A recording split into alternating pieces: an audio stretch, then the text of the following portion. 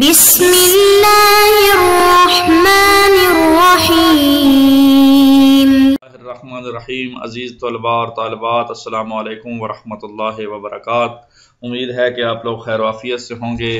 فقہی احکام کے دروس کا سلسلہ جاری ہے اور فقہی احکام کے دروس میں ہم نے سبق نمبر 28 کو پڑھ لیا، اور سبق نمبر 28 کا خلاصہ یہ تھا کہ ہم نے مسئلہ نمبر 149 یعنی 150 سے پہلے جو پڑھا تھا وہ نجس برتن کو پاک کس طرح کیا جاتا ہے۔ تو نجس برتن کو قلیل پانی سے دو طریقوں سے پاک کیا جا سکتا ہے۔ پہلا کہ برتن کو 3 دفعہ بھر کر خالی کیا جائے، اور دوسرا طریقہ برتن میں 3 دفعہ تھوڑی مقدار میں پانی ڈال کر اتنا ڈالا جائے کہ ہر تہہ تک پہنچ جائے تو پھر خالی کیا جائے۔ اس طرح 3 دفعہ کیا جائے تو برتن پاک ہو جاتا ہے۔ تو پچھلے سبق میں ہم نے اور بھی مسائل پڑھے تھے، تو آج جو ہم سبق نمبر 29 پڑھنے جا رہے ہیں، اور اس میں ہم مسئلہ نمبر 150 151 152 153 اس طرح آگے مسئلے ہم پڑھیں گے انشاءاللہ۔ جی آئیں ہم شروع کرتے ہیں۔ اس کا عنوان مطہرات ہے، اور مسئلہ نمبر 150 ہے کہ اگر ایک بڑا برتن مثلا ایک دیگ یا مٹکا نجس ہو جائے تو 3 دفعہ پانی سے بھرنے اور ہر دفعہ خالی کرنے کے بعد پاک ہو جاتا ہے۔ پچھلے مسئلے میں ہم نے یہی طریقہ ذکر کیا، اس دفعہ ہم ایک برتن یا دیگ یا مٹکے کا نام لے کر جو ہے وہ ذکر کر رہے ہیں، تو فرق آ گیا ہے۔ اسی طرح اگر اس میں 3 دفعہ اوپر سے اس طرح پانی اڈیلے کہ اس کے تمام اطراف تک پہنچ جائے اور ہر دفعہ اس کی تہہ میں پانی جمع ہو جائے، اس کو نکال دیں تو برتن پاک ہو جائے گا۔ بس ہم نے پہلے کلی مسئلہ پڑھا، اس کے تفصیل جو ہے جزیات میں اب پڑھ رہے ہیں۔ اور احتیاط مستحب یہ ہے کہ دوسری اور تیسری بار جس برتن کے ذریعے پانی باہر نکالا جائے اسے بھی دھو لیا جائے۔ تو کیونکہ بڑا برتن ہوتا ہے اس وجہ سے دیگ بڑی ہوتی ہے، بڑا مٹکا ہوتا ہے، یا آج کل کی اصطلاح میں ڈرم یا بڑی بڑی ٹینکیاں یہ یوں کہہ لیں، تو جو کپ یا کوپ یا جو بھی اس کے لیے استعمال ہو رہا ہو اس کو بھی پاک کر لیا جائے۔ مسئلہ نمبر 151، اس کا ٹائٹل اور عنوان بھی مطہرات ہی ہے۔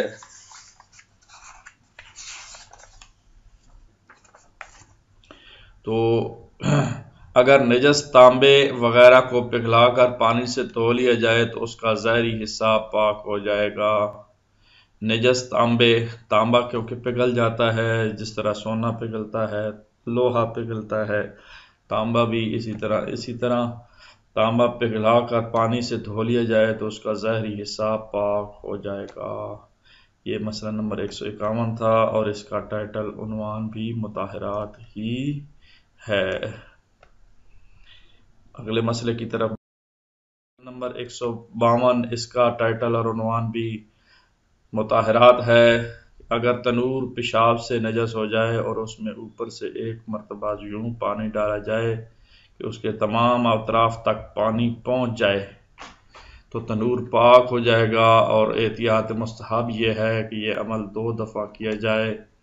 اور اگر تنور پیشاب کے علاوہ کسی اور چیز سے نجس ہو تو نجاست دور کرنے کے بعد اس طریقے کے مطابق اس میں 1 دفعہ پانی ڈالنا کافی ہے، اور بہتر ہے کہ تنور کی تہہ میں 1 گڑھا کھود دیا جائے جس میں پانی جمع ہو سکے، پھر اس پانی کو نکال لیا جائے اور گڑھے کو پاک مٹی سے پر کر دیا جائے۔ یہ پرانے سلسلے کو آج کل تو پائپ لگے ہوئے ہیں، نیچے سے ایک سوراخ ہوتا ہے یا نیچے سے ٹوٹی لگی ہوتی ہے، تو تنوروں میں بھی بڑی اپڈیٹ آ گئی ہے۔ تو بہرحال ہر دور کے لیے یہ ایک ہمارا فقہی سلسلہ ہے، تو اس کے مطابق تنور اگر نجس ہو جاتا ہے تو اس کو اس طرح پاک کیا جا سکتا ہے۔ اگلا مسئلہ نمبر 153، اس کا عنوان بھی مطہرات ہے۔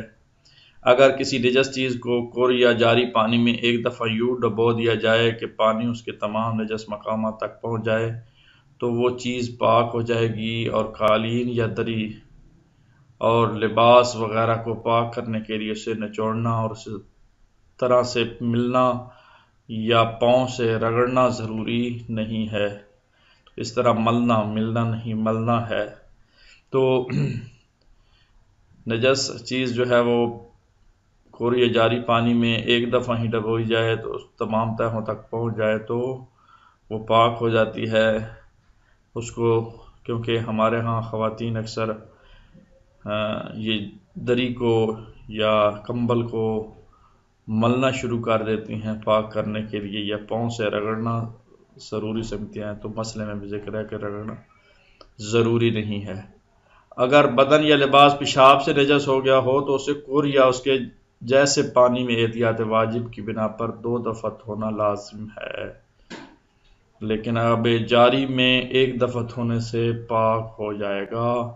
تو یہ ذہن میں رہے کہ قلیل پانی کا حکم اور ہے اور جاری پانی کا حکم کور یا اس جیسا پانی، تو کور کا حکم اور ہے اور آب جاری کا اور ہے۔ اسی طرح قلیل کا 2 دفعہ وہ لازمی بیان ہو چکا ہے۔ تو بہرحال یہ تھا مسئلہ نمبر 153۔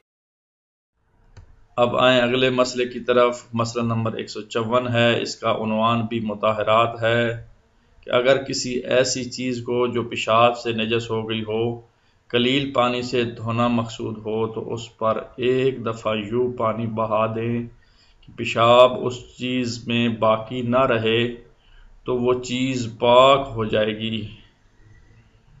یوں پانی بہا دیا جائے۔ دوبارہ اس مسئلے کو دیکھیں، اگر کسی ایسی چیز کو جو پیشاب سے نجس ہو گئی ہو قلیل پانی سے دھونا مقصود ہو تو اس پر ایک دفعہ یوں پانی بہا دیا جائے کہ اس چیز میں باقی نہ رہے تو وہ چیز پاک ہو جائے گی۔ البتہ لباس اور بدن پر 2 دفعہ پانی بہانا ضروری ہے تاکہ پاک ہو جائے، لیکن جہاں تک لباس، قالین، دری اور ان سے ملتی جلتی چیزوں کا تعلق ہے انہیں ہر دفعہ پانی ڈالنے کے بعد نچوڑنا چاہیے تاکہ خسالہ یعنی دھواں جو ہے ان میں نکل جائے۔ تو اس وجہ سے یہ ذہن میں رہے، یہ کنفرم مسئلہ ہے کہ جب بھی کوئی لباس، قالین وغیرہ تو اس کو پھر نچوڑنا ہوتا ہے۔ تو نچوڑنے کا مطلب یہ ہے کہ پانی اس کی تہوں سے نکل جائے۔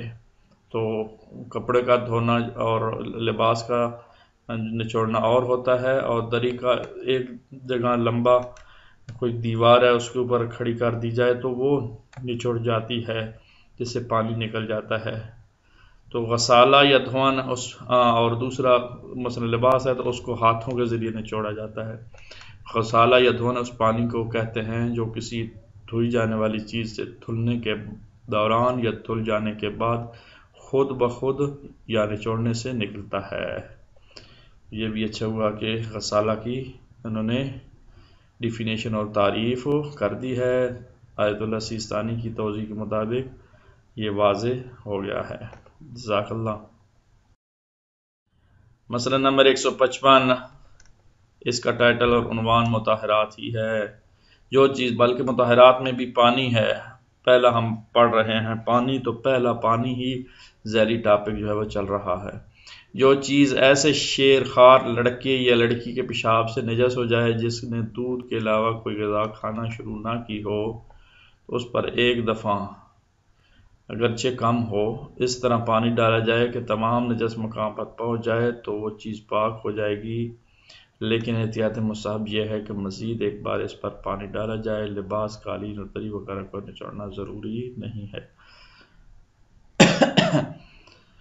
لباس، قالین وغیرہ کو نچوڑنا ضروری ہے جب پیشاب پاخانہ عام نارمل بندے کا ہو، لیکن جب ایسی چھوٹی بچی، معصوم بچی یا معصوم بچے کا ہو جو صرف دودھ پیتا ہو، اس کا مطلب ہے وہ سال یا 2 سال کا ہوگا، اس سے زیادہ کا نہیں ہوگا، کیونکہ اس سے بلکہ سال کا کہیں تو ٹھیک ہے۔ دوسرے سال میں جب بچہ داخل ہوتا ہے تو اس وقت کچھ چیزیں کھانا پینا شروع کر دیتا ہے، روٹی، غذا، دلیا وغیرہ وغیرہ، تو اس وجہ سے ان کا نچوڑنا ضروری نہیں ہوتا، کیونکہ اس نے صرف دودھ پیا ہوتا ہے، اور دودھ کی ہی باقیات و صالحات کہیں یا نجاسات کہیں، بہرحال جی۔ تو آئیں مسئلہ نمبر 156 کو پڑھتے ہیں۔ اگر کوئی چیز پیشاب کے علاوہ کسی نجاست سے نجس ہو جائے تو وہ نجاست دور کرنے کے بعد ایک دفعہ قلیل پانی اس پر ڈالا جائے، جب وہ پانی بہہ جائے تو وہ چیز پاک ہو جائے گی۔ کوئی چیز پیشاب کے علاوہ کسی نجاست، مثلا خون سے نجس ہوئی ہے، خون پڑ گیا، چھینٹے پڑ گئی ہیں، تو وہ نجاست دور کرنے کے بعد ایک دفعہ قلیل پانی اس پر ڈالا جائے تو وہ پاک ہو جائے گی۔ پانی بہہ جائے تو وہ چیز پاک ہوگی۔ البتہ لباس اور اس سے ملتی جلتی چیزوں کو نچوڑ لینا چاہیے تاکہ ان کا دھون نکل جائے۔ لباس یا اس طرح کی چیز ہو تو ان کو دھون کو نکالنا بھی چاہیے۔ جی، تو اس سبق کا خلاصہ پیش کرتا ہوں مختصراً۔ وہ کچھ یوں ہے کہ آج ہم نے سبق نمبر 29 میں مسئلہ نمبر 150 پڑھا۔ اگر بڑا برتن، دیگ یا مرتبان نجس ہو جائے تو 3 دفعہ پانی سے بھرنے اور خالی کرنے کے بعد پاک ہو جاتا ہے۔ مسئلہ نمبر 151 پڑھا۔ دھات یا پلاسٹک کو پگھالا جائے تو اس کے اوپر پانی ڈالا جائے تو زہری وہ پاک ہو جائے گا۔ مسئلہ نمبر 152 پڑھا۔ تنور یا پانی کا حوض، یہ اگر پاک کرنا ہو تو پھر اس کو اگر قلیل پانی سے کرنا ہو تو پھر مکمل پانی کی ایک مرتبہ ڈالنے سے پاک ہو جاتا ہے، اور تندور کے اندر گڑھا کھودا جائے تاکہ پانی جمع ہو جائے۔ اور مسئلہ نمبر 153 پڑھا کہ اگر کسی نجس چیز کو کور یا جاری پانی میں ایک دفعہ ڈبویا جائے، پانی اس کے تمام نجس مقامات تک پہنچ جائے تو وہ چیز پاک ہو جاتی ہے۔ اور مسئلہ نمبر 154 پڑھا کہ اگر کسی چیز کو جو پیشاب سے نجس ہو گئی ہو قلیل پانی سے دھونا مقصود ہو، اگر اس پر ایک دفعہ پانی بہا دیں تو اس سے پیشاب جدا ہو جائے، تو اس صورت میں پیشاب اس چیز میں باقی نہ رہے تو وہ چیز پاک ہو جائے گی۔ اور مسئلہ نمبر سیکنڈ لاسٹ جو ہم نے پڑھا 155، اگر کوئی چیز ایسے شیرخوار لڑکے یا لڑکی کے پیشاب سے نجس ہو جس نے کوئی غذا کھانا شروع نہ کی ہو، صرف دودھ پیتا ہو، تو ایک دفعہ پانی ڈالنے سے پاک ہو جائے گی۔ اور مسئلہ نمبر 156 جو آخری مسئلہ تھا وہ ہم نے پڑھا کہ اگر کوئی چیز پیشاب کے علاوہ کسی نجاست سے نجس ہو جائے، مثلا خون سے نجس ہو جائے، تو اگر نجاست دور کرنے کے بعد ایک دفعہ قلیل پانی اس پر ڈالا جائے اور اس سے جدا ہو جائے تو وہ چیز پاک ہو جاتی ہے۔ تو آج ہم نے یہ پڑھا۔ آئیں اب مشق کی طرف بڑھتے ہیں، تمرین کو حل کرتے ہیں۔ بدن پر 2 دفعہ پانی بہانا ضروری ہے تاکہ خالی جگہ ہو جائے۔ تو یہ ہمارے تمرین کے سوال نمبر 1 ہے، اس میں خالی جگہ ہے، ڈاش ڈیش لگے ہوئے ہیں، نقطے ہیں، تو نقطوں کی جگہ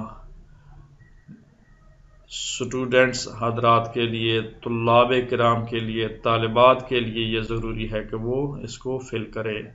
اگر نہیں یاد تو پھر دوبارہ سبق کو سنیں، سبق میں یہ چیز موجود ہے۔ سوال نمبر 2، لباس، قالین اور دری وغیرہ کا نچوڑنا ضروری ہے یا ضروری نہیں ہے؟ نارمل یہ بات ہو رہی ہے، کسی بچی کی یا شیرخوار بچے کے پیشاب کی بات نہیں ہو رہی۔ سوال نمبر 3، مٹکا نجس ہو جائے تو 3 دفعہ پانی سے بھرنے اور ہر دفعہ خالی کرنے کے بعد ڈیش ہو جاتا ہے۔